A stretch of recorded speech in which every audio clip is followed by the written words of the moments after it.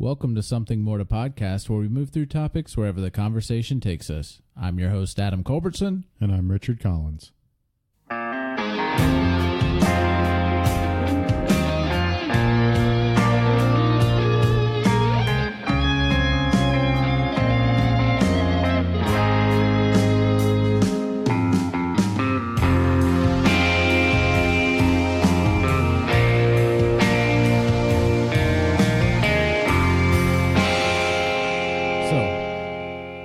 Started watching Jack Ryan yesterday. Actually, I started watching it last night.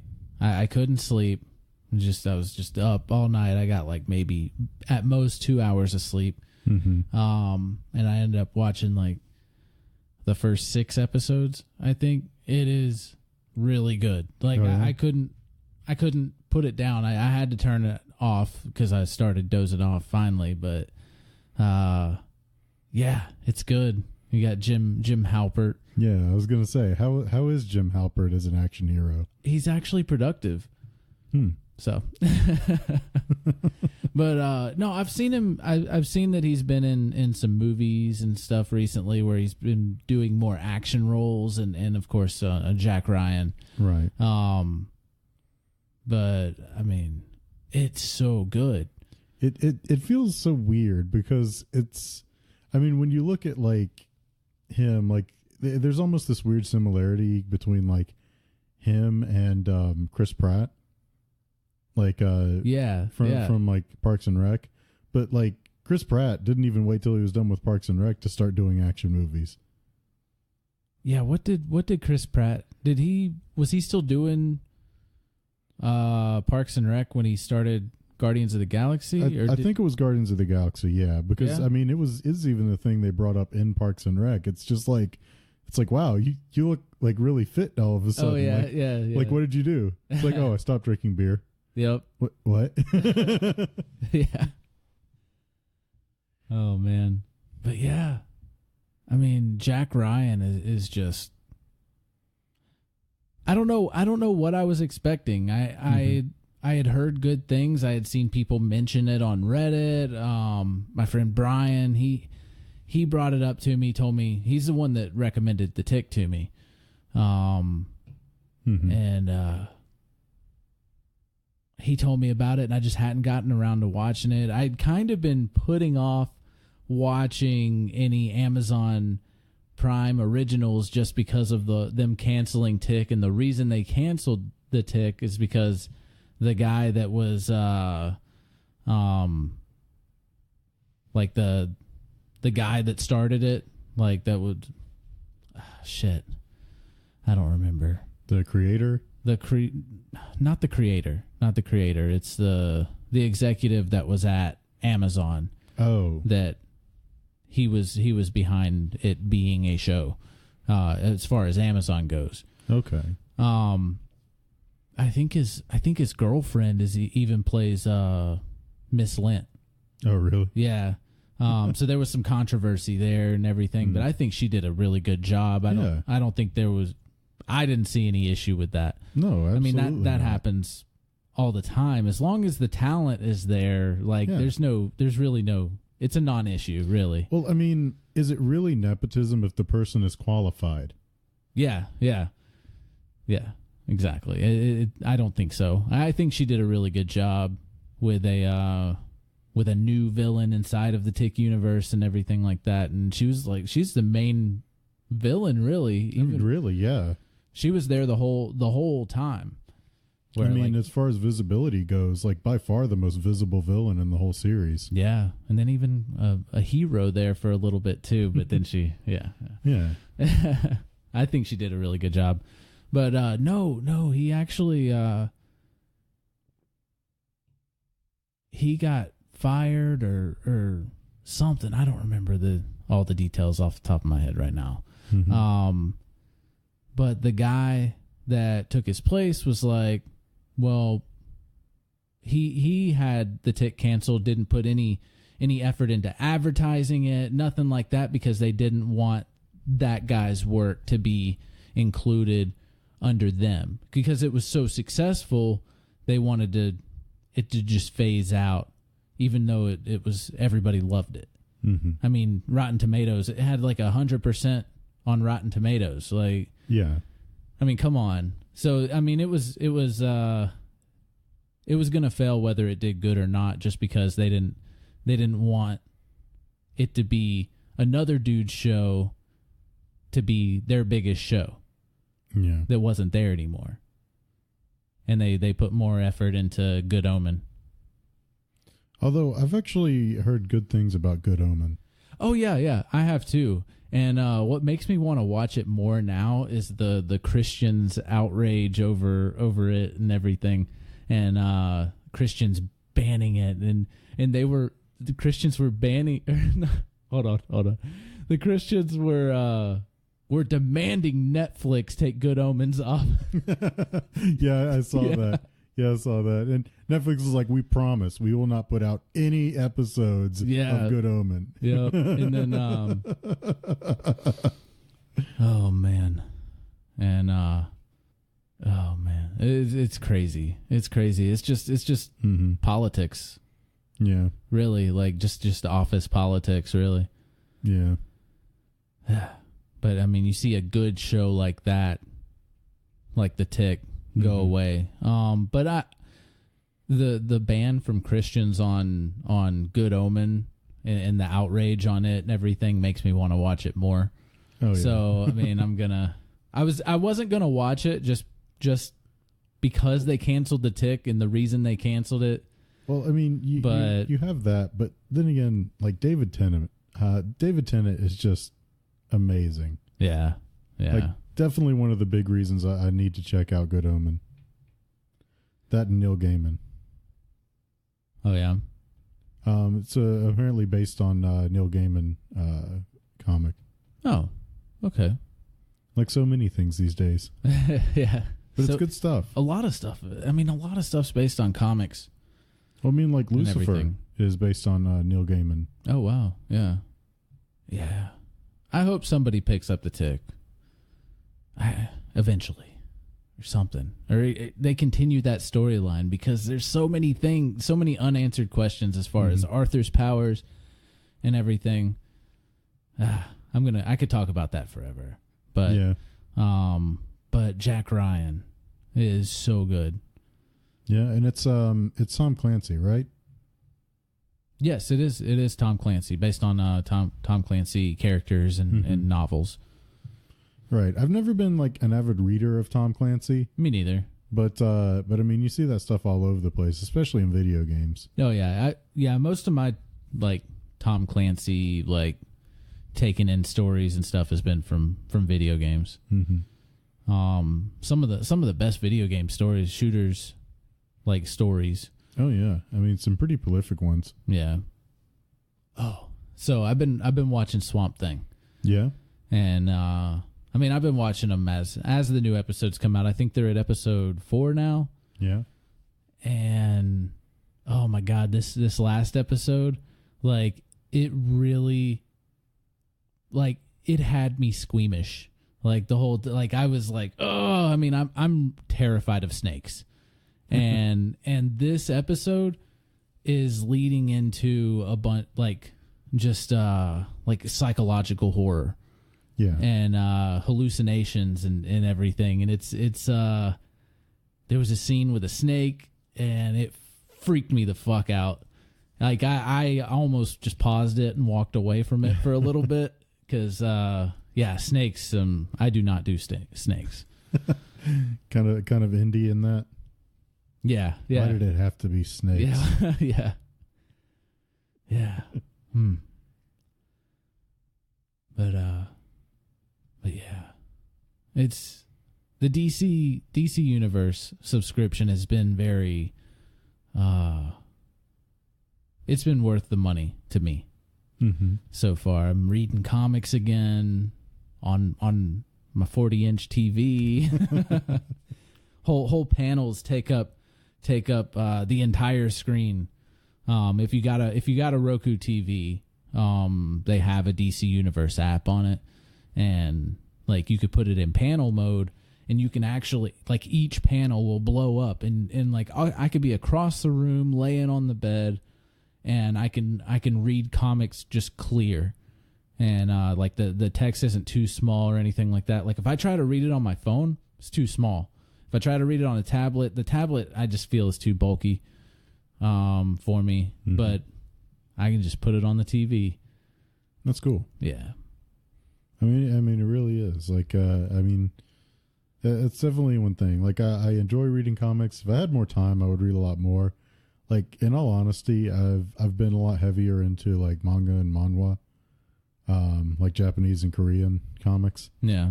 And there's only a few of those that I even really follow. Yeah. Yeah, I haven't.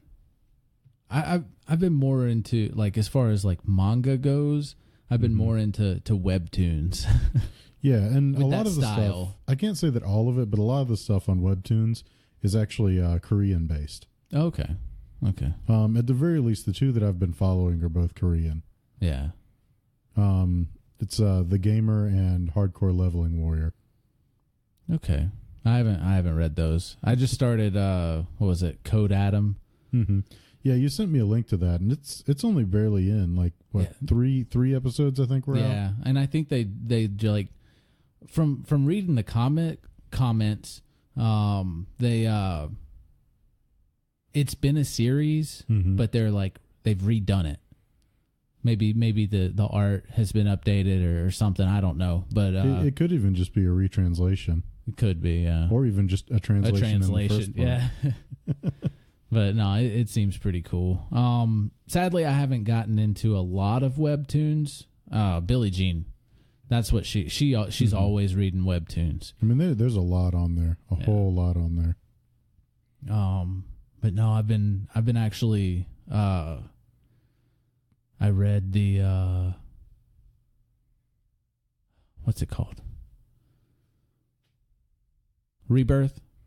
So I read which one? I read the Rebirth comic that follows Flash and Batman, and I guess the Rebirth comic kind of followed a little bit of everybody in one issue. So not Flash Rebirth, but the like Rebirth event. Yeah, the Rebirth event that started in 2016. Gotcha. Yeah, because Flash Rebirth was a whole other thing. Yeah, and Green Lantern Rebirth. And Green Lantern Rebirth is a whole other thing.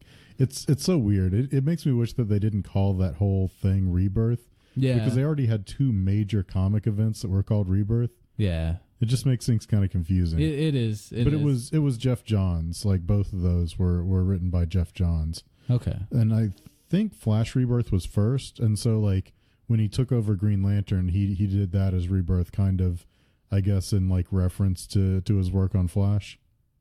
Yeah, I haven't read them, so I'm not 100% sure on that. I did search Rebirth, and it pulled up Flash, it pulled up Green Lantern, and I do believe Flash was first.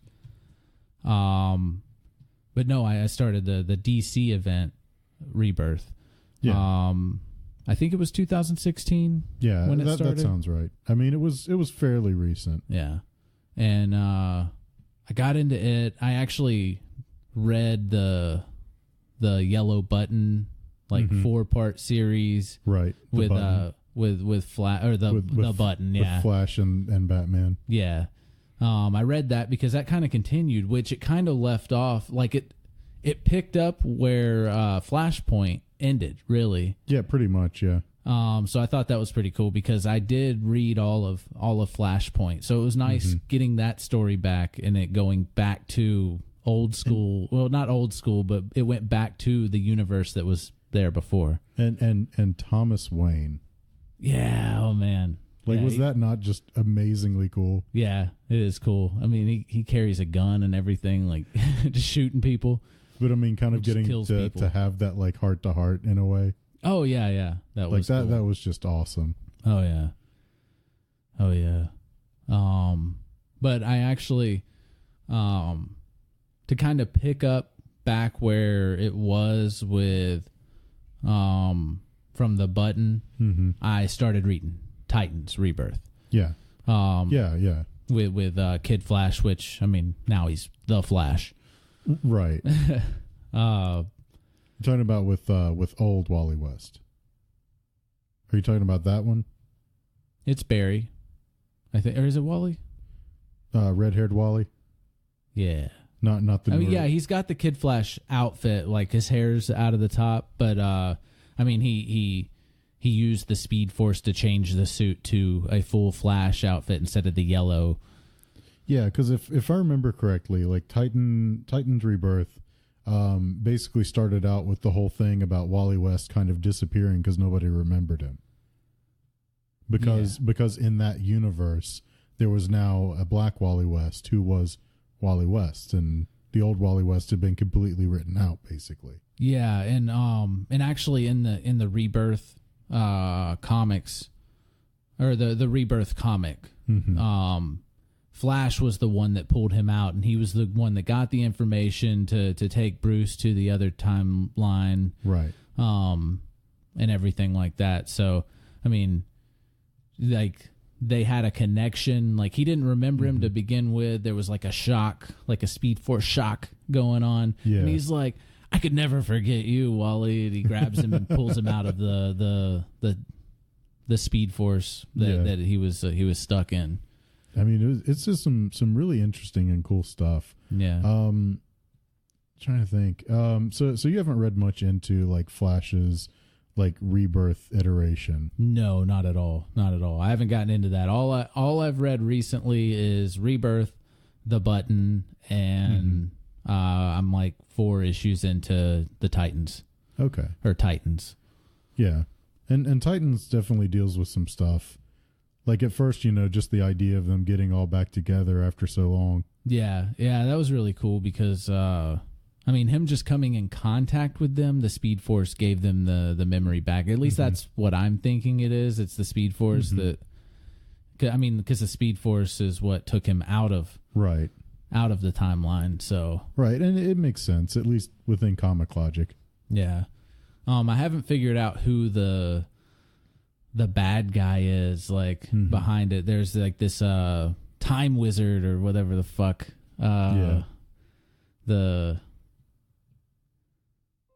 He's not a time wizard, but he's shit.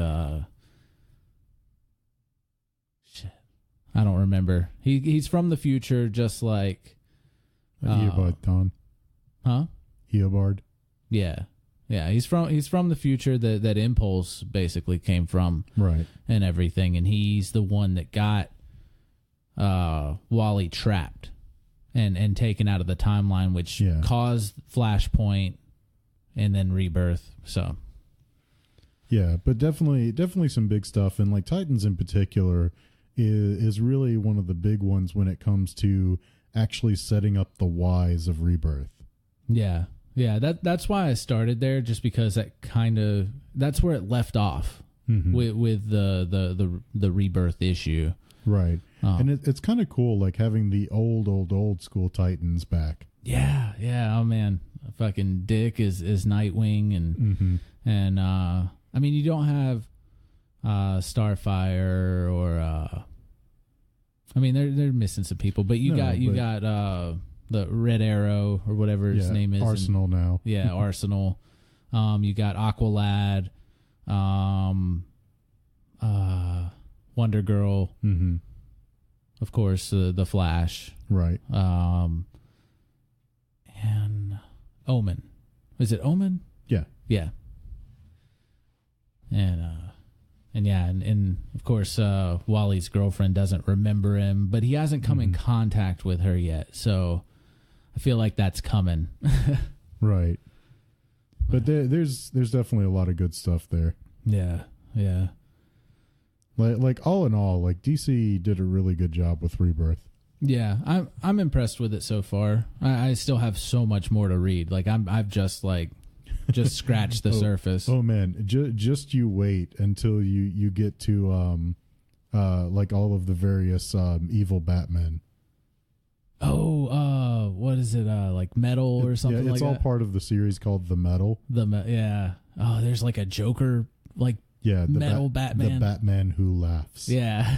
Those are pretty cool. Like I've seen the pictures of those. I've seen like statue, like collectible statues of them and everything. They look really cool. Oh yeah, there's some crazy stuff that went on with that.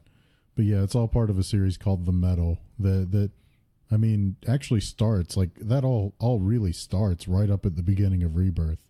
Yeah. Like those events start unfolding. Okay. Yeah, I'll eventually get to it. Yeah, that's definitely something to look forward to. Yeah. Because you keep up with a lot of it through YouTubers. I have, like, it's been a little bit since I've really been caught up. But that was a large part of how I kind of got caught up in the first place. Just because it was a lot more digestible that way. Yeah. Yeah. But man, it's just some really cool stuff. Mm-hmm. You see, I've done it a little. I've watched some YouTube videos a little bit here and there, but I still prefer to read it now that I have the subscription. And like I'm forcing myself to use the subscription and not just let it go to waste. I totally would prefer to read it as well, but it's really about time constraint for me. Yeah. Yeah. It's like webtoons, like you can get through an issue or a chapter or whatever really, really quickly. But like going back and reading these, they're really not as time consuming as I remembered them being, I guess. Well, it's just that like with people talking about it, like I can listen to that and do other things. Yeah. Yeah. True. Like if I'm reading it, I can't do anything else. Yeah, that is very true. Yeah.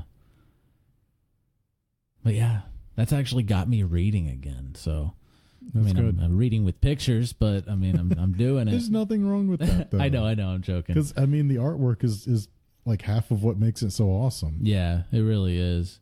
Which goes back to like the DC Universe exclusive so far with Titans and Swamp Thing. The way that they do the scenes is like watching a comic book. Yeah. Like just the way the camera shots, the action scenes, like it's more like the MCU, which I talked about before. But yeah, I mean that's good as long as it's not like a Rob Liefeld comic book. Oh God, you got fucking tiny ass feet and shit. Like you just got a little. Everybody just stands behind stuff to hide their feet. Yep. And you got crazy ass giant arms and chest and little tiny like legs. Every shot changes the size of the characters. Yeah. Oh man. It's sad that that's basically where Deadpool and Cable, a lot of Deadpool and Cable came from. Well, I mean, you can only give him so much credit for that. Yeah, I know. I mean, because it's not like he was the sole creator. No, he wasn't. I mean, secondly, he was the artist. Secondly, at least from what he made Deadpool, it was just a straight up ripoff to begin with. Yeah, because it was just like it was a ripoff of Deathstroke. Deathstroke, yeah, it was a straight up ripoff of Deathstroke. Yeah, I liked it. I'm gonna make a guy that's like Wade Wilson, Deathstroke, or like Slade Wilson, yeah, Deathstroke. Let's call him Wade Wilson. Yeah. Yeah. Yeah. Oh, totally different guy. I think like them making Deadpool like such a joke character was the only way to save it from where it came from. And Rob Liefeld doesn't even get credit for making him that character. Yeah, I know. Yeah. Well, I mean, he gets credit. He should not get credit. Yeah. He shouldn't. No, like as far as I'm concerned, Rob Liefeld did not create Deadpool. Yeah, wasn't there a cracked article that broke down like how terrible? It wasn't even a cracked article. Like I think that's what I read was a cracked article. If you just look it up, like it's not too hard to find. If you just look up like why Rob Liefeld is the worst artist ever or something like that. Yeah, no, I want to say it was like a cracked article that it was a long article that just broke down like all the reasons why he's just a terrible artist. But got way too much credit and made way too much money drawing stupid shit. Sorry, I feel like I must absolutely find this. Yeah, so the one in particular that I'm familiar with is this article from Progressive Boink. Okay. The 40 worst Rob Liefeld drawings. Oh yeah. And they apparently put out another one later. 40 more of the worst Rob Liefeld drawings. Oh God. But yeah, it pretty much goes through bit by bit, showing like examples of all of these things that they talk about why he's such a bad artist. And it's done so in a rather comical manner. Like the first few times that I read through it, I will admit, like I've probably read it 5, 6, 7 times, but it just cracks me up. Like it is presented just so funnily. Yeah. Oh yeah. But yeah, definitely. If you don't know who Rob Liefeld is, or if you for some reason think that he's a good artist, you should check that out, and you'll probably look at him in a whole new light. Yeah. Yeah. Those pesky feet. Mm-hmm. Yeah. Weapons, like just weapons that giant. nebulously just kind of hang out around somebody's hand. Yeah. Oh man, this is terrible. Yeah, and of course, like he's probably single-handedly responsible for the whole like 90s lines everywhere. Yeah. Yeah. Because it's 90s and comics are supposed to be dark, so I have to draw all over people's faces. Yeah. Yeah, some really... did anybody else pick up the habits from him? I'm sure that a few did. Yeah. Like, got a copy. I mean, it's popular. It was popular. It was very popular. I mean, but X-Force was the shit. I mean, like, it was... I mean, it was kind of good, yeah. It was 90s edge. Yeah, it was. That's really what it was. That's what made it good at the time.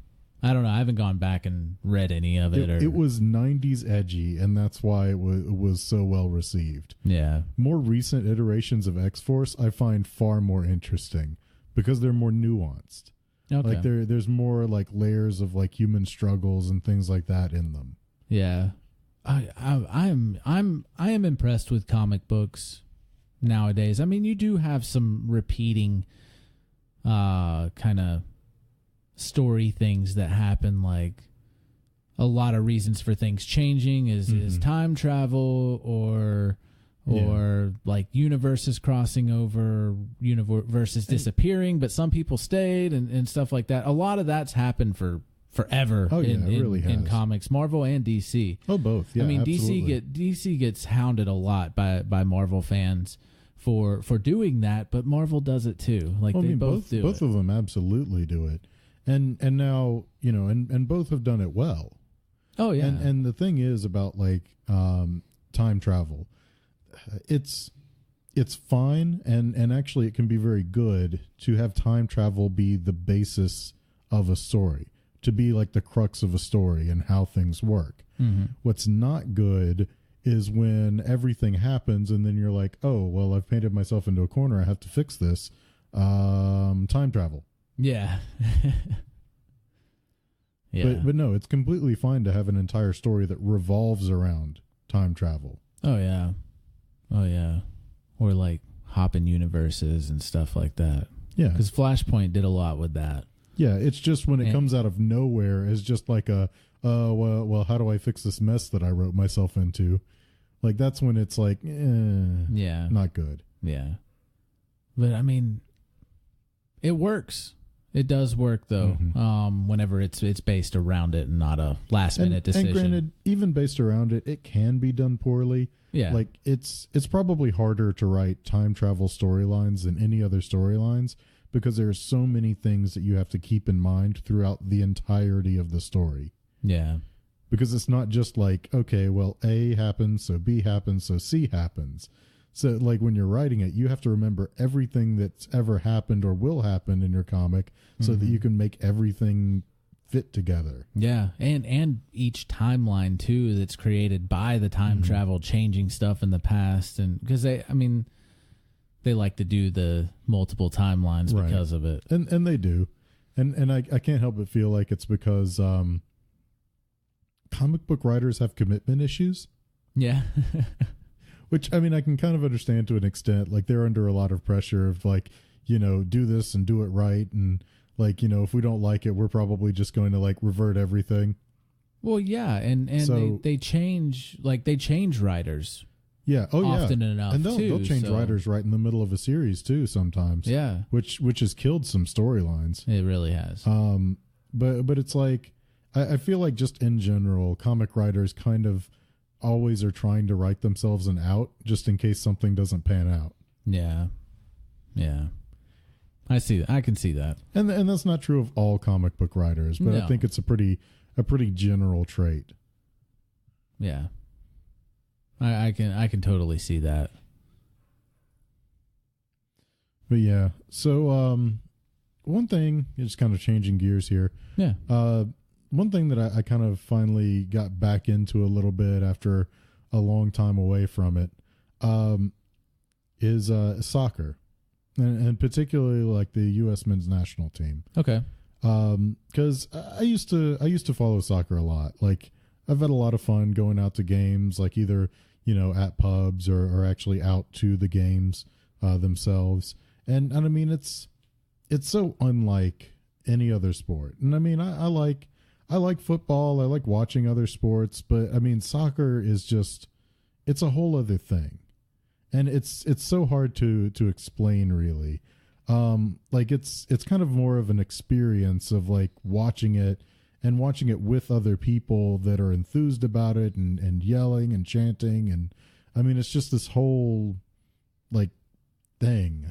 Yeah. And for me, Mm-hmm. I could care less about soccer. But when I've gone to the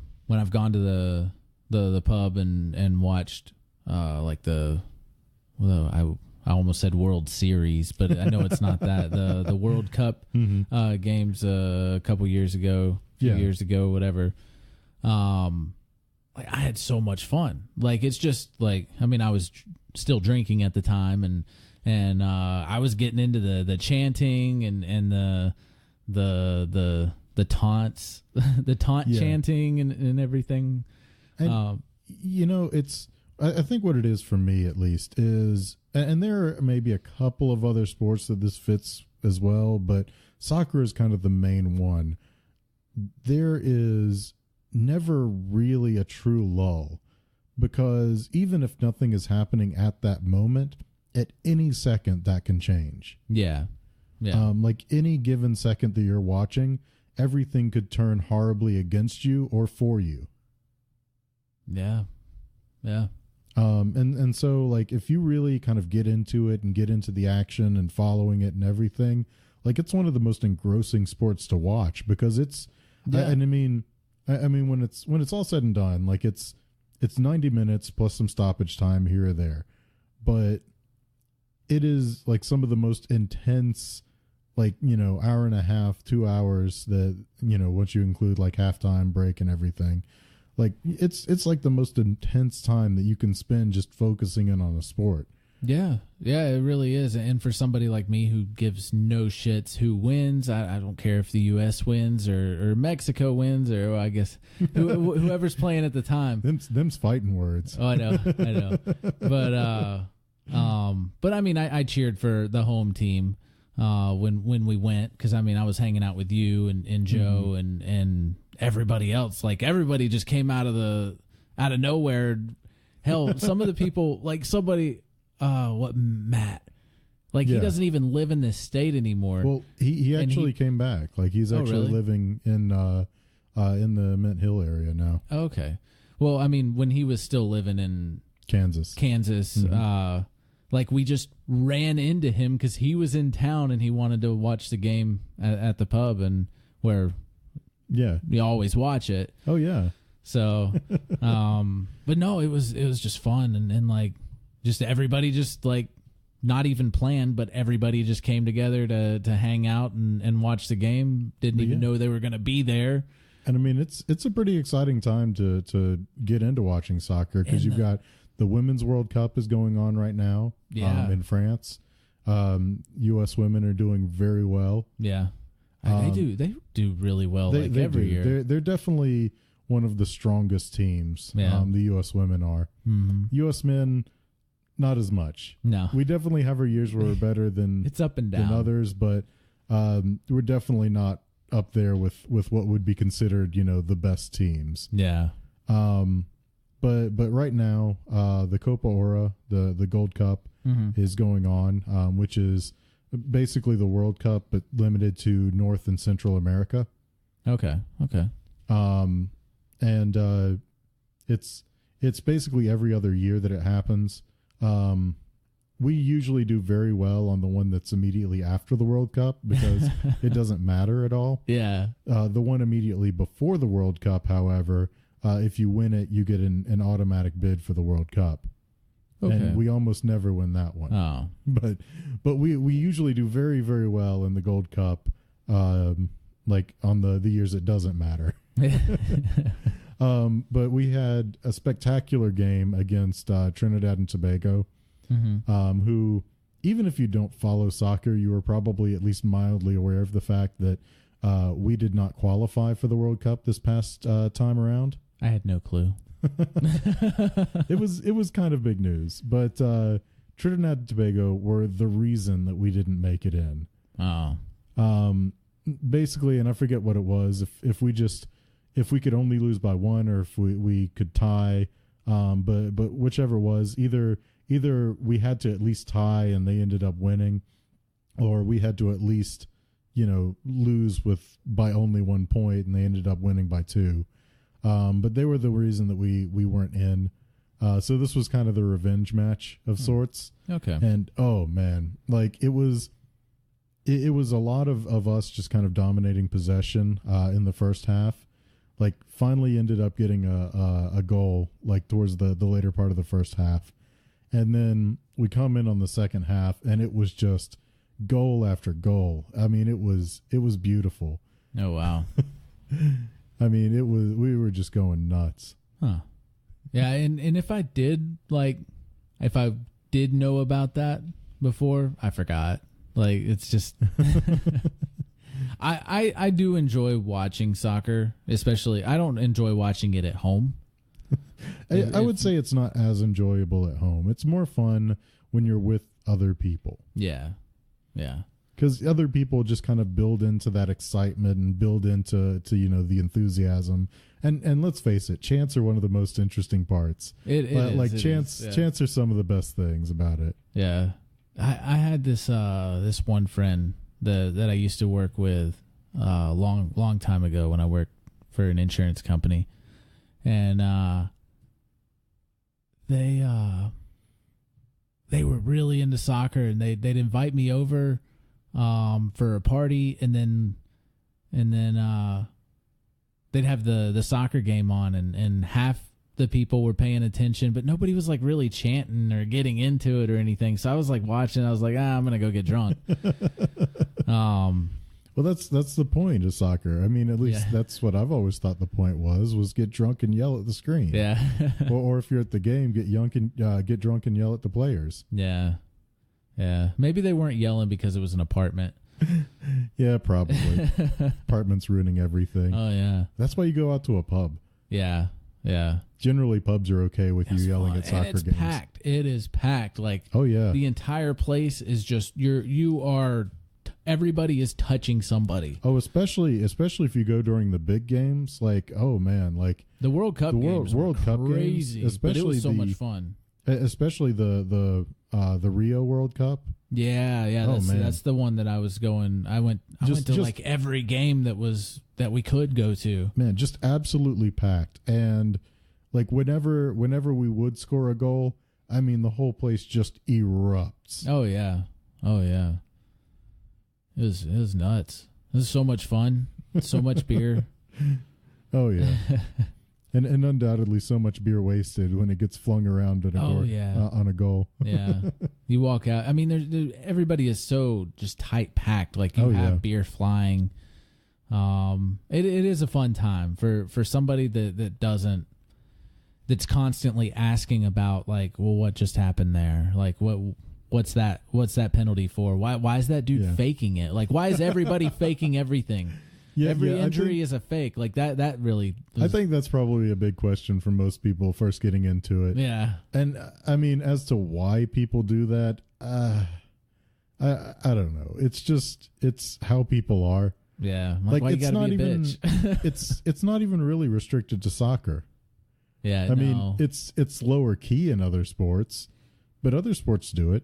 Like football, football does it even. Oh yeah. Like, and I'm not You saying want to that stop the clock. and I'm not saying that it's even right. Like, I'm not going to open up that can of worms. Yeah, yeah. But I mean, it's kind of a part of the game at this point. Now I think some people take it entirely too far. Oh yeah. And they do make some small effort to actually card people for diving, as it's called. Yeah. Like even in the Trinidad and Tobago game, there was a yellow card handed out for diving. Okay. Obviously it doesn't stop it, Yeah. but it at least, it's nice whenever you see it get called out at least. Yeah. Yeah. It's so obvious. It's so obvious. Like every a lot time. of times it is. Yeah. Oh, one of my favorites is of course the magic spray. It's when somebody fakes or whatever, they like just dive to the ground, they're holding their knee and rolling around in pain and agony, and they eventually get up and they're helped off of the field as they're like limping all the way over to the field. And then the guy, like the health guy, like over on the sidelines, just takes his little bottle of magic spray and just goes right on his knee. See, I thought it was like some kind of like icy hot or like some kind of like steroid. I'm pretty sure it's just cream. water. It's just water. Yeah, Pretty sure it's just water. Probably. Just right on his knee, and he's like jumping around, stretching his knee out, and he goes right back in. Yeah. Yeah. Oh man. It's like they commit to this act. Yeah. Yeah, they do. They don't want them carded. Oh no, So- no, of course not. Got to have that magic spray though. Mm-hmm. Yeah. See, that's the thing. Like, we're worried about like cancer, curing cancer, and everything. We just need to get those like soccer medics like out in this. Yeah. Just take that magic spray with them. Get those medics in a cancer ward. Oh hell yeah! Fucking spraying kids and shit. Just Oh man. oh man. But yeah, I definitely enjoy getting back into soccer, and I would recommend that anybody at least give it a try, preferably actually at like a soccer bar. Yeah. Like you can look up, like there are definitely some supporter groups in most major cities. You can find out where they usually hang out for games. Just try it out. Yeah. I know American Outlaws. Mm-hmm. Like American Outlaws is one of the bigger ones. Yeah. Definitely a fun group. Yeah. I know Joe is a member.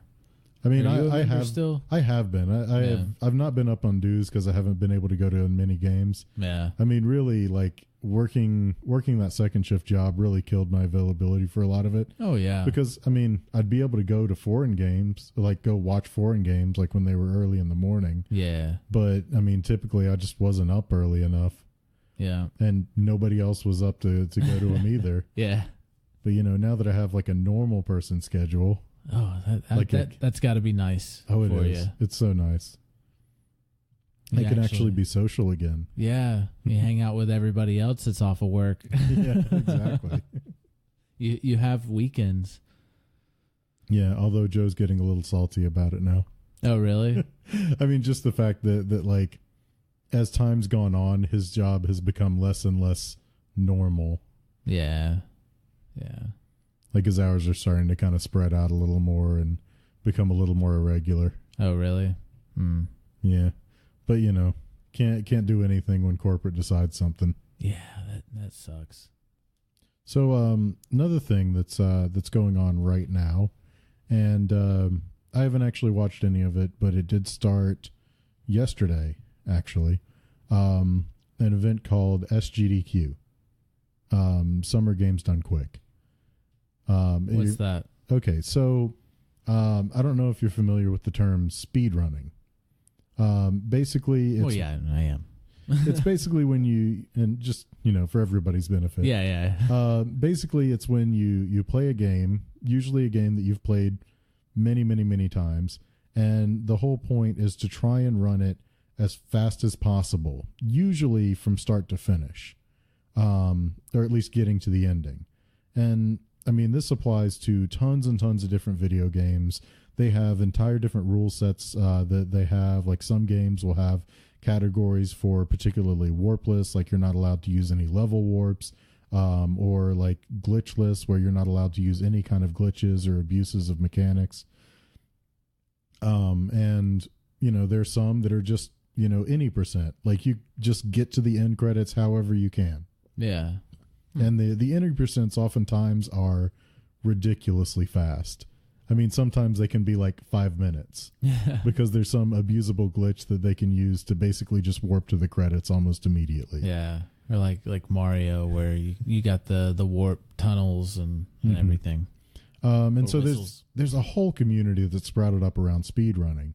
Well, they started this whole thing they called GDQ, Games Done Quick, which is a benefit event. Basically, they get together, people speedrun, and they do so for donations. And donations will typically go to some type of a charity.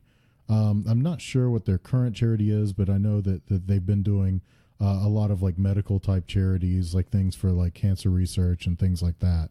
Yeah. And I mean, it's if there's been ever any interest for you to watch like video games, like it's one of the best ways to watch people play video games, because even if you know the game, even if you've played the game before, or even if you've played the game several times, like watching people speedrun it, it's like a whole nother experience. Oh yeah.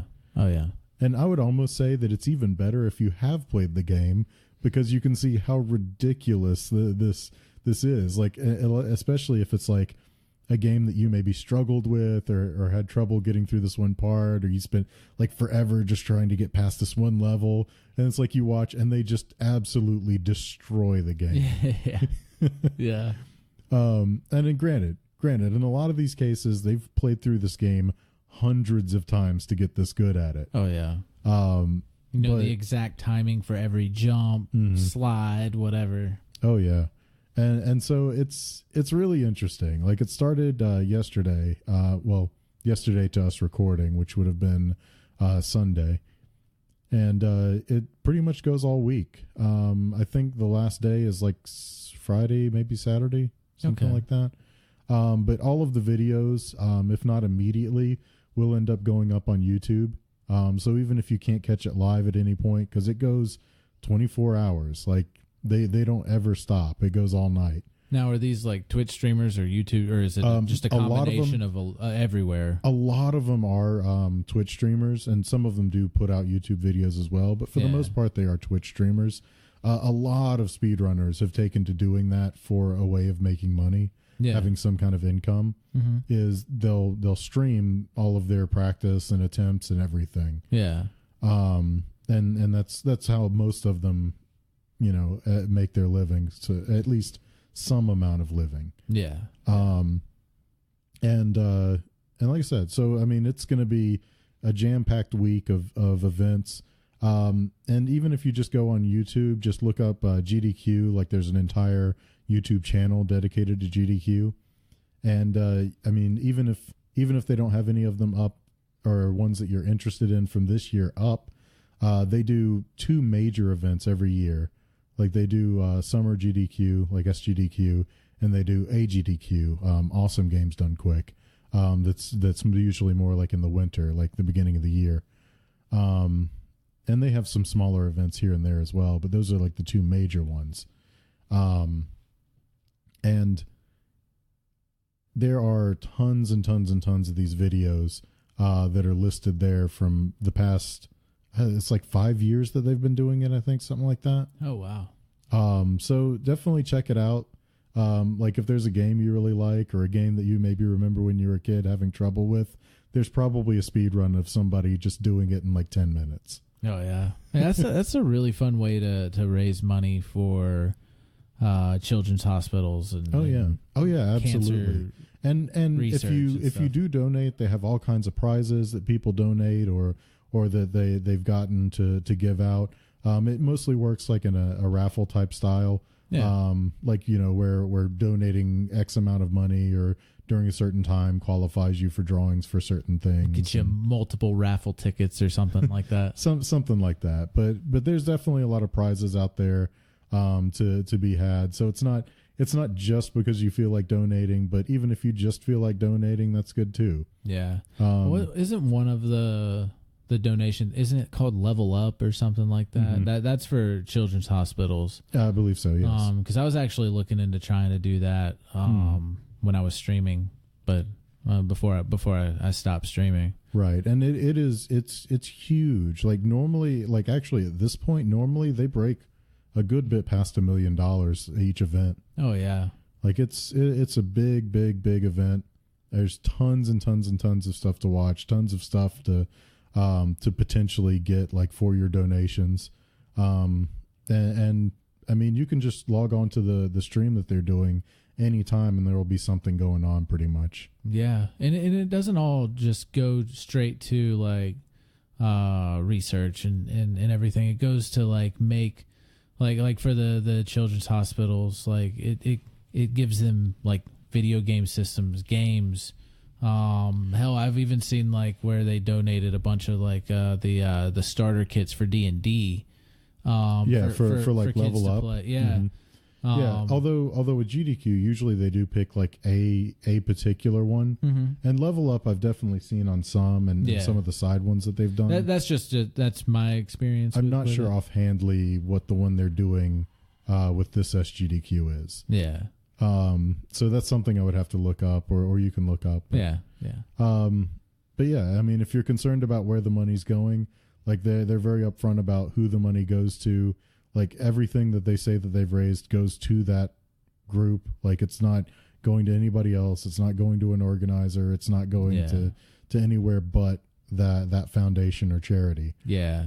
And that's I mean, cool. you can also, you can look up that charity, see how much of the money that they take in is going actually to the thing that they're supporting. Because, it's one of those things that you can never even trust nowadays that if you donate to a charity, it's actually going to go for anything good. Yeah. Like Susan G. Komen is like one of the worst. Yeah, there's so many out there that it's hard to know what's good and what's bad. You got to look it up. There's a lot of people out there trying to take advantage of you, but I mean, I think they do their research and pick a charity that actually does they do. Good stuff. They do, but if you want to do your own research, please do. That's the thing, You should do that anytime before you donate. Like, make sure you're donating to a good cause. Like I said, trust but verify. Like that's the best policy. But yeah, so definitely check that out if you've ever been interested in video games.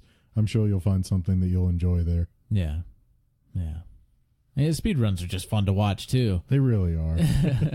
I mean that's my favorite because. And actually, I'll tell you what's really what really gets me my favorite on all of that, TASBot. Like check out some stuff from TASBot. Okay. Basically, TAS stands for Tool Assisted Speedrun. Okay. It's basically where it's not just a runner live just playing a game and trying to do it as best as they can. It's basically a runner using tools to be able to do things like frame perfect inputs, or being able to like record like a sequence several times over and just pick the best outcome, or things like that, and just basically piece together what is theoretically the perfect run. That's it. I've never heard of that. I didn't know that was a thing. Oh yeah, and there are some crazy ones out there, because a lot of times it won't even just be like, well, this is the perfect optimized speed run. Yeah. Sometimes it'll just be, they just break the game entirely because they can. Oh. Okay. Or you know what? Let's just like show off and flaunt because why not? Yeah. So there's all kinds of crazy stuff out there with TASBot as well. Yeah. And see, I don't watch a whole lot of streamers too much. But I did really get into like some speedrunners, and a lot of speedrunners actually played Mario Maker, the first one. Oh yeah, there's still a lot of them that do. I loved watching, like, because I liked how you could request maps and for them to run maps and like all put the it in time. a queue and stuff like that. All the time, like people, like fans, like people that watch them will create levels and send them into them, and they'll play them on stream even. Yeah, I thought that was really cool. I did that for a little bit. I wasn't that great.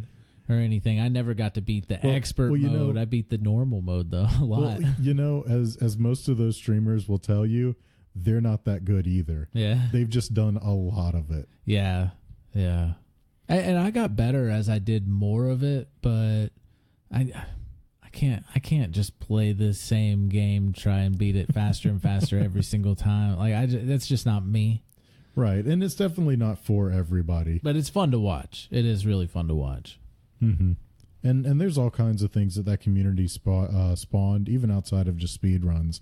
Because now that community's gotten really big into things like ROM hacking, where you basically take like an old game, like an NES or a Super NES game, and basically rewrite the game files to make your own game or make your own levels. Okay. And you see that a lot with like Super Mario World. Like there's a ton of Super Mario World ROM hacks out there. And you also see it with stuff like Legend of Zelda or Super Metroid. And one of the big things that they've been doing with that is what's called randomizers. So if you take like Legend of Zelda, for example, Link to the Past, the Super NES one, every chest in the game is randomized as to what is in it. Every boss drop is randomized as to what it drops. Like, so when you're going through the game, you don't know where each thing is. Like the general layout of the game is the same, like boss tactics, like enemy tactics, all those things are the same. But like when you're like, okay, well, I want to go do this, so I need to go get the hook shot. You don't know where the hook shot's going to be. No. Like you just have to search through chests until you get a particular item that lets you get to more chests, and then open those chests. And typically they'll set these things up in like races. So like they'll be all on what's called the same seed. Mm-hmm. So in other words, they have the same randomization. Yeah. And they'll just race to see who can beat the game first. That's cool. It's kind of like, they've been speeding running this game so much, like they know the game inside and out so much that it's kind of become dull to them even. Oh wow. And so this randomizer idea just refreshes all of it all over. Because now you're playing the same game, but every playthrough is going to be different. Mm-hmm.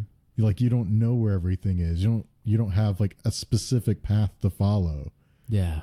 The original Zelda, Legend of Zelda game. I thought it was really cool, and it's kind of in the I guess the same kind of thing that they did with that game, where if you name your save file Zelda, it completely changes the world. Now it's always going to be the same. Right, world. It's going to be the same hard mode. It's not going to be random or anything. But the hard mode was pretty cool because I mean I don't remember if I ever beat the hard mode. I got pretty far, but everything was in every dungeon was in a completely different place. Sometimes dungeons were in places where dungeons weren't at before. Yeah. And I mean, and you get items at different places, so it was really hard, and everything was, of course, stronger as well. It took like double the amount of hits to kill everything. Yeah. And this whole randomizer thing is extended to tons of different games. Like there are a ton of old school games where they've put randomizers in. And one of the more interesting ones that they've started doing is randomizers between Super Metroid and Legend of Zelda Link to the Past, where it's actually both games, and there are certain points in each game that will transfer you to the other game. And the items are randomized across both games. So if you need the hook shot, it might be in Super Metroid somewhere. That's pretty cool. Or, you know, if you need the like ball form for Samus in Super Metroid, it could be somewhere in Legend of Zelda. That's pretty clever. Like that makes old games fun again. Oh, like, yeah. It makes it fresh. Oh, yeah, absolutely. And I mean, you've started. I didn't even know that was a thing. Oh, yeah, absolutely. You've started to see things pop up where people are doing the same thing with like 64 games or even some GameCube games. Like they have like a Legend of Zelda Wind Waker randomizer now. What? Yeah. Huh. Just crazy stuff. Man. I've even seen where they've started doing it with WoW. Like where people made like a randomized WoW where like you start with a random few abilities, and every time that you would get an ability by leveling up, it's another random ability. Huh. So like is it still class based, or no, it could be any class? It could be from any class. Wow, that's Of course, most of these do have settings, so you can limit it to some extent if you want. okay. But like if you wanted to just go full random, Hmm. you never go full random. Yeah. Yeah. Oh man. Yeah. Tropic Thunder was a good movie. It's a great movie, and you know it's really amazing because it's like that case and Smouse, like I think those are like probably the two best examples where if it's done right, blackface is not offensive. Yeah.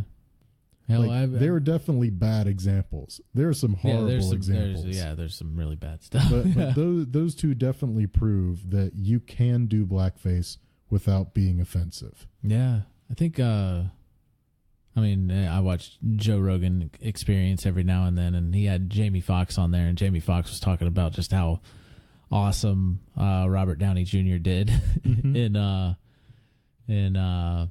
Tropic Thunder. And he's just like, you got some balls. Wait, but you nailed it. You did a good job. It wasn't offensive. Exactly. And so, I mean, you know, like mad props. Yeah. Mad props to Robert Downey Jr. for that, and to Chris Lilly. Yeah. And if you don't know about Smouse, like you got to watch Angry Boys. Got to watch Angry Boys.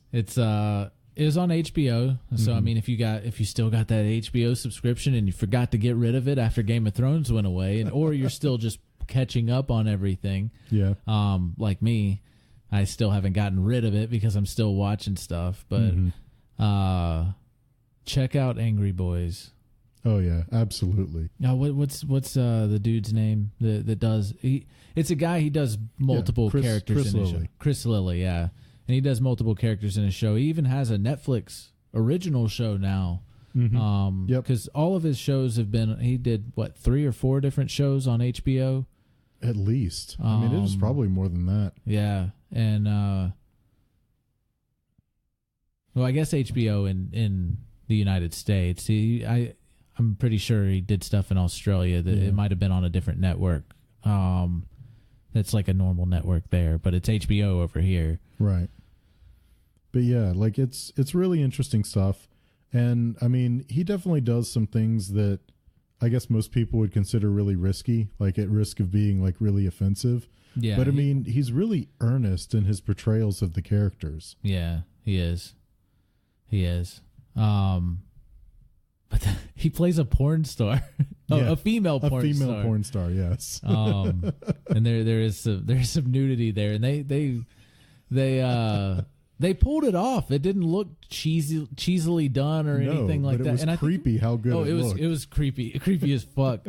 And I think I haven't finished watching it. I think the nudity was just in that first episode. It was really just the first because she's actually a retired porn star. Yeah.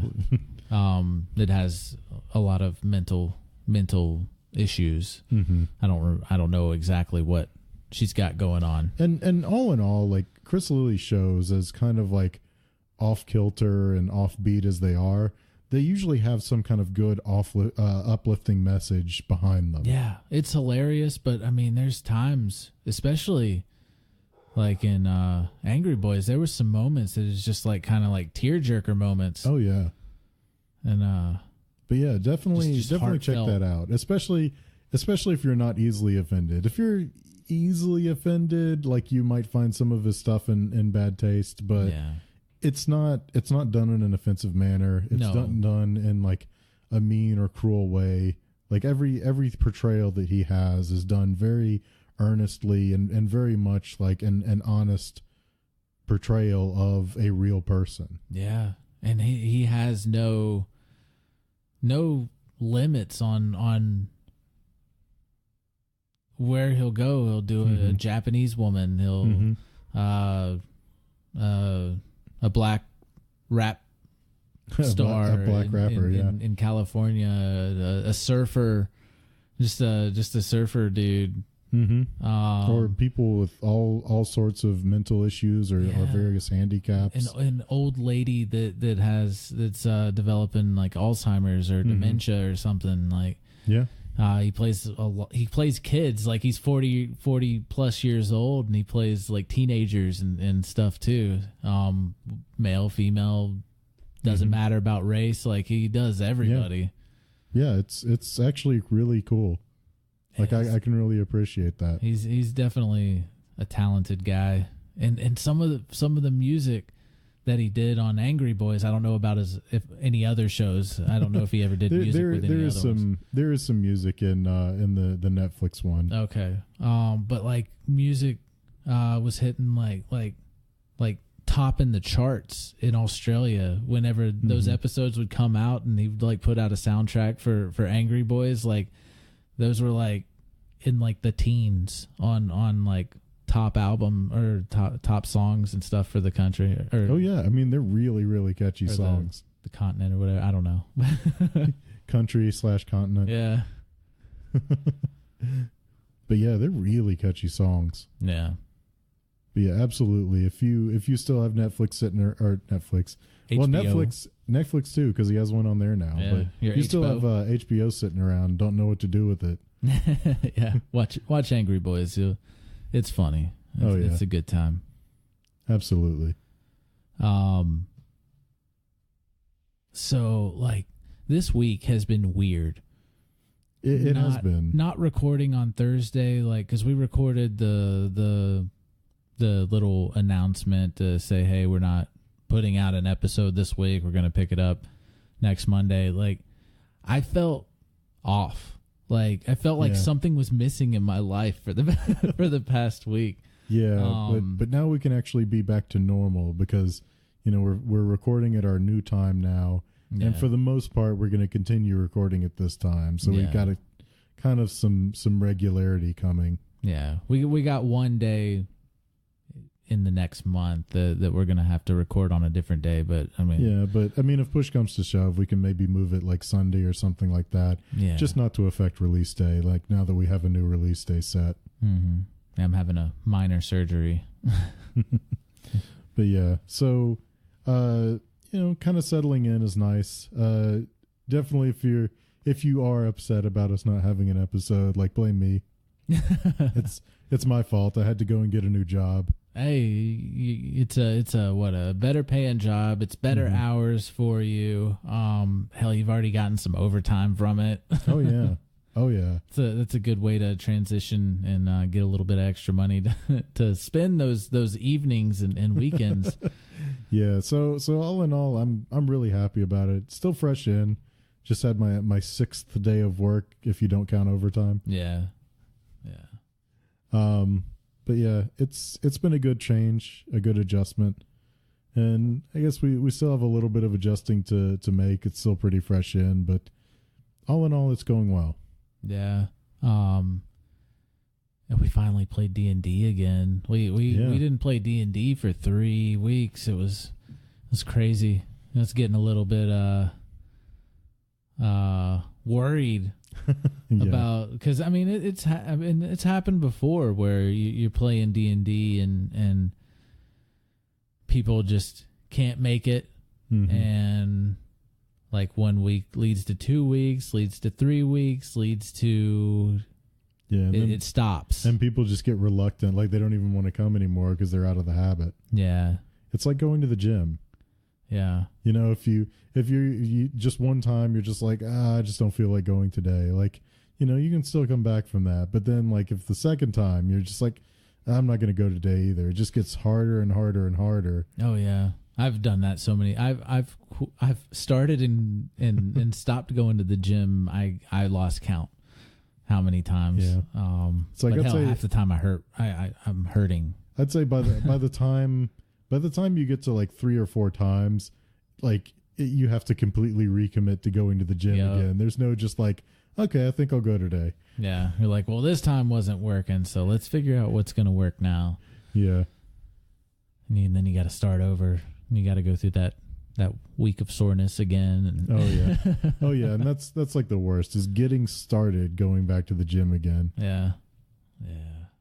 I mean, that applies to everything, really. Yeah, like the yeah, except for I feel the gym hard. I feel that a lot more. There's than more I feel physical anything pain else. involved with that. like missing D&D and get back into the swing of things. Maybe is a little clunky, kind of getting back into. Yeah, You know. and I just did a combat event, just to get y'all back in the. But at least the we don't mix of leave things. D&D feeling like, I can hardly walk. Oh yeah. I mean, hell, if that was happening, maybe we're doing something right. Hey, we're just doing tabletop. We're not LARPing. I used to LARP. I'll throw that out there. I used to LARP in Atlanta or near Atlanta. Yeah, you are very, very sore at the end of a full weekend of LARPing because you're doing so much running and you're just out in the heat, the elements, and you're wearing a costume. If you're like a character that wears robes and shit like that, I mean, you're wearing fucking some robes in 90-degree weather. Yeah. Or could you imagine how hot it would be to wear something like plate, even if it were like fake plate? And see, I never played a like a combat kind of. I always played a caster. Yeah, like even if it were like fake plate, it would be so just unbearably hot. Yeah. I knew guys that, like, there was this one dude, like, he's straight up ninja. He's like a real life ninja. Like he's. I wouldn't be surprised if he did the American Ninja Warrior. But like this dude, he wore like a full like ninja. What is it, gi? Like I don't know what a gi is. I just know that's a thing. A gi's more like the robes for like karate. Oh, okay. Well, Like I don't know what the fuck I'm talking there's about. actual names for like the actual ninja clothing, but like I he don't know actually them had like offhandedly. like where all you could see is his eyes and everything. But this dude, like, there'd be a fight going on and he'd be doing flips on the table in like the lunchroom area or whatever. And he'd like there'd be a fight on a porch and he just like does a flip over the railing onto the ground off of a porch and stuff. Like this dude was like legit like a ninja.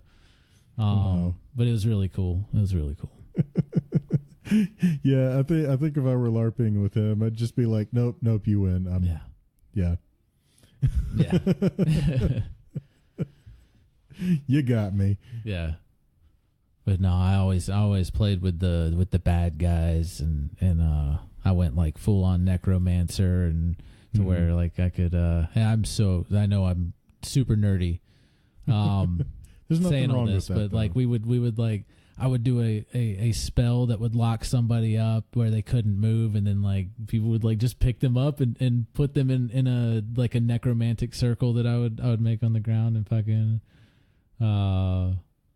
we'd take all of their lives from them and then they'd have to re-roll a character. Like it's really cool time LARPing, but it's definitely it's a completely different group of people than like D&D. Yeah, At least my experience. It's a very different experience all in all. Yeah. And it was a fantasy base. Now there are some LARPing like groups that do full on like combat and stuff like that. Like they wear actual like plate armor, or like chainmail and stuff like that, and they have blunted weapons. Yeah. So you walk out of that like bruised and bloody. So I mean there's some hardcore LARPers, and then there's fireball throwing packets of birdseed at each other and everything. Just little. Yeah. I was a caster, so I had a fistful of packets in my hand while I was holding my staff, and I'd pull it and cast magic. But yeah, I mean, and really, I think these days, like, nerdy and nerds in general, it's not really like a bad thing anymore. No, it's not. But the time I was LARPing was whenever everybody was making fun of that video that came out where the dude was like, fireball, fireball, fireball, just throwing packets and stuff. But it is a lot of fun. It's actually a whole lot of fun, and it's not that expensive to do either. And you know what? Just in general, like if you find something fun, who cares what anybody else thinks? Yeah. Hell, half the time I would just NPC it. Like I would go and I just we called it gob points or goblin points. Mm-hmm. And you could earn it to buy stuff for your character. Yeah. Like spells, potions, items, yeah, all kinds of stuff, or like a type of like a silver weapon or something. And yeah, it was a lot of fun. A lot of fun. Definitely not for everybody, but it's at least worth giving it a try if you're interested. I don't know if there's anything that's truly for everybody. Yeah. Yeah. Like I'm sure there's somebody out there that wouldn't be into really anything. Yeah. But I mean, I tried to go a group that's around us now. It's like 30 minutes from us. Mm-hmm. I tried to go, but I mean, since I've been out of the army and like disabled and everything, I tried to get back into it. I tried to do more RP instead of all the combat and everything, but it's just so physically demanding that I ended up leaving early, and like I couldn't even walk for like the next few days because I was just doing so much, just running around. I just can't do it anymore. It's sad, but I had a lot of plans for the character I was going for and everything. It's actually part of the same group that's in Atlanta. And I actually was getting my levels transferred from my character down in Atlanta to the one up here. So I was going to be starting as like a freaking like a level 15 Dark Knight and shit. I was actually going to go combat and like sword combat. Man. But hey, at least you can still RP. Yes, I can. And I get to do more RP as a dungeon master or GM. True. That's true, because you're not just a character. You're all the characters. I'm the world. I am the world. You're basically everything that the players aren't. Yeah. Yeah. Which, like, these breaks that happen with D&D, just when we start Microphones and Monsters, like, I don't think you've ever missed a session. Bera has not missed many sessions. Well, the only time I think I missed, like, we didn't end up meeting anyway, but yeah, I was going to just be in like over voice chat basically. And you actually did come in voice chat, and you played one game with us in voice chat. I forgot there were actually 2 times. I just put you on speakerphone and no, you're right. I forgot there were actually 2 times, because there was another time more recently where I was going to sit out and just voice chat in, but we ended up not meeting. Yeah, that was a gout flare up or something. Yeah. Which hopefully with the new job, new medical plan, everything like that, might be able to actually do something about it. Yeah, and hell, I mean, I've even canceled sometimes because I have bad episodes, of course, like just like I've talked about before with schizophrenia and everything. Just sometimes I just can't do it, or I have an allergic reaction from having something that's cross contaminated with wheat, and then my throat's swole up, and I don't. And then we were gonna be recording the next day for the podcast, so I needed to save my throat for the podcast. Yeah. So, I mean, it happens. Yeah, but now those two are a little more separated, so yeah, they are. That might actually help a little too. Yeah. Just because if there's any kind of problem with your throat, you at least have a break between the two. Yeah. But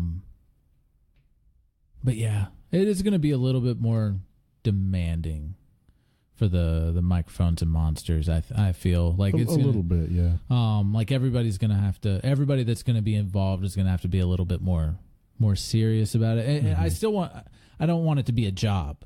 No, I mean, you don't want it to be a job, but at the same time, there's a certain level of commitment. Yeah, yeah, that's a good way to put it. Is it's just a little bit higher commitment than just a normal personal game of D&D. And I mean, things happen. Like, you don't want it to like interrupt people's lives necessarily. No, yeah, of course. I mean, it's a hobby. It's still a hobby. It's not a job. It's like, oh, you got to be here on time and no breaks. No.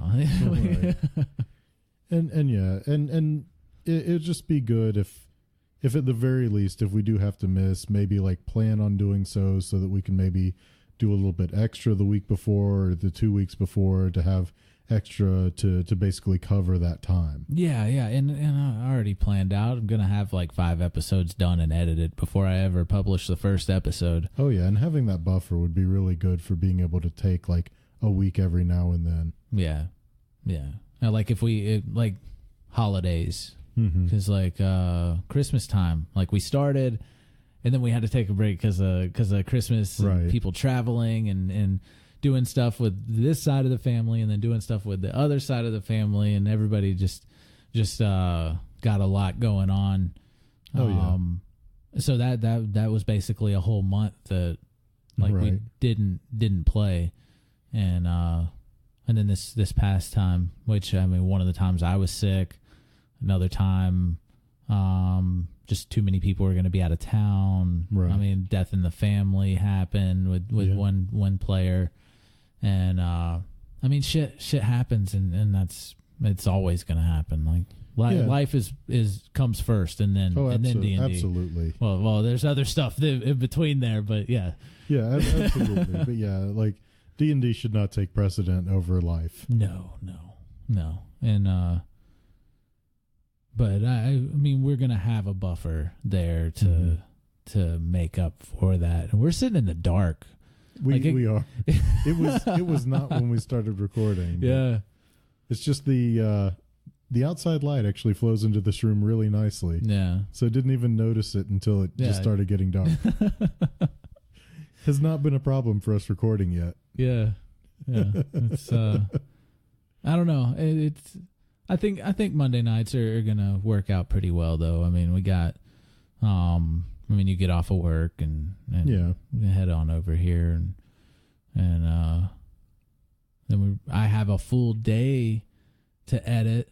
Yeah, because sometimes I would fall asleep and then wake up 3 to 4 hours before our episode's released. I'm like, shit, I gotta edit because I haven't even started.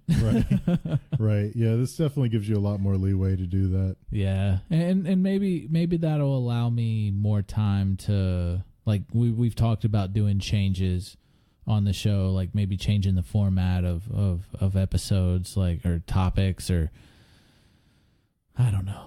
I'm always trying to think of something different we can do, and it was actually like one of the topics in the creator channel on Podcast Junkies Discord, and about how people have changed their format, like their hosts, their topics, their the amount of time per episode, transitioning to doing interviews. Stuff like that, and I feel like we'll probably change it up at some point. Yeah. Because I mean, this is more of just an experiment, hobby that we're just doing. I mean, we're just sitting here, just bullshitting and talking, just sitting here in the dark. Just yeah. I still haven't turned on the light, but whatever. At this point, it's like whatever. Yeah. We have the glow of a computer screen to light us. Yeah, my keyboard's all green and lit up. But I don't know. I don't know. I haven't wanted to commit to doing something different yet because we haven't really hashed it out. I mean, we get to talking and like that. I feel like that's just from the beginning. Like, we haven't really wanted to change that. I mean, it would be nice to do smaller episodes, I think, just for the viewers, or not the viewers, the listeners' sake. I feel like about the only way that we could comfortably do shorter episodes might be to do something like focus topics. Yeah, but that's hard to do with like just how we really, talk in general. Because I mean, even if we're not recording for a podcast, if we're just hanging out and talking, we'll talk about like 50 different things. It'll just like, oh well, this topic reminded me of this, so we're gonna talk about that now. Yeah, and I'm not saying we necessarily should, but if we were ever trying to limit ourselves, like we would probably need to just focus in on a topic. Yeah. I think our biggest problem is we don't really sit down and start recording with a plan of what we're going to talk about. It just happens. But that's kind of largely how we just talk anyway. Yeah. Yeah. It really is. But I mean, hey, if you're enjoying it, I know we got like a handful of people that listen to us on a regular basis. Yeah. At least. Not including ourselves because we're part of that handful. But, and I mean, we're not necessarily doing it to get people to listen to us. I mean, it's nice if people want to listen to us, but it's not our sole purpose for doing this, because this is just something that came from the idea of doing a D&D podcast with our group that we're doing a campaign with, want to do a different campaign and actually create our own world, and not playing in Forgotten Realms like we are now. Yeah. And this is kind of just like like you said, it's kind of an experiment / hobby. Yeah. Yeah. And we've said that before, but I mean, for new listeners, like that's what this is. If it doesn't make sense to you, like just how random we go, like going from video games to, I started with Jack Ryan and talked about like 5 different shows before continuing with Jack Ryan. Or that's just how we talk. Or there are ways to reach us. If you don't like it, just say, hey, I don't like this. Yeah, hey, fuckheads. Like try and pick a topic. Like pick a just rein it in a little bit. I don't know. I don't think we can. Yeah, but I don't know if we'd necessarily be able to do whatever you're requesting. And I wasn't calling the listeners fuckheads. I was doing the listeners calling us fuckheads. but yeah. Like, I mean, good, bad, or otherwise, we're definitely open to opinions. Yeah. Yeah. And I mean, we've definitely taken some opinions and have done them. Oh yeah. I mean, I think Anonymous from Inanimate has been the only person that's really given us feedback. So it's and we've taken those. We've used some of them. Hell, some of our audio corrections and changes have been from Anonymous actually telling us, hey, like it sounds like your feed is too high or something. I don't know, Yeah. I'm still a complete noob to all this audio equipment and editing. So I mean, but that's all. That's all part of the grand experiment. Yeah. Hopefully after a year of doing this, I'll be able to do a D&D podcast and actually have a lot of like post-production like value added to it, with music and proper editing, and not just like I'm learning as I'm going now. So right. And that's just kind of how things are usually. Yeah. Like you're not comfortable until you're comfortable. Yeah. And I mean, right now, like we can't even split our microphones. So this is all on just one track. Because I got a free mixer, but there's no way to split it because it mixes. Yeah, but I mean that'll come with time. But we're getting stuff. We'll get equipment later. Yeah, we're just going off of what we got. Yeah. But I think we'll end it there. That's a good spot to end it. Yeah, I think so. I want to thank you for listening. Of course, like everybody that's a returning listener every week, like it's awesome. It's awesome that people are just listening to us and actually give a shit about what we have to say.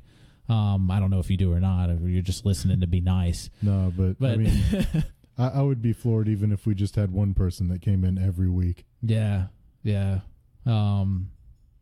Hell, I even got I got a family member that's actually listening now, which apparently I'm not the only one that has problems with friends and family not wanting to listen to what you're doing. Right. Because I actually saw that in the Discord. But anyways, I could keep getting off topic, but trying to get off here now. But not phrasing. But thank you so much for listening to this week, and hope you join us next week when we have something more to podcast.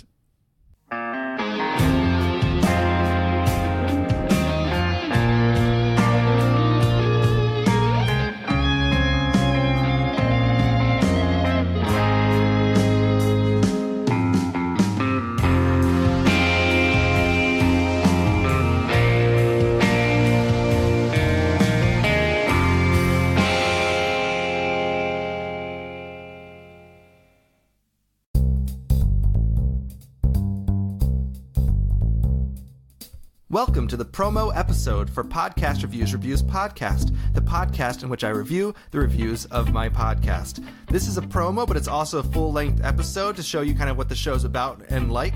So if this is in your regular feed that you're hearing this is actually also going out to a bunch of other podcasts who are swapping promos in 60-second spots with me, so I put their promo on my podcast later. So this is a promo/episode to tell you what the show's about. If you already know, then thank you for listening and being a listener, but if you don't, my show called Podcast Reviews Podcast is about reviewing people's reviews of my show, Podcast Reviews Podcast. I go to iTunes, and every time I look at the reviews, I read and rate your reviews of my show about the podcast. I'm almost out of 60 seconds are up, so check out my show in iTunes, rate and review it, Podcast Reviews Podcast, and we'll see you next week.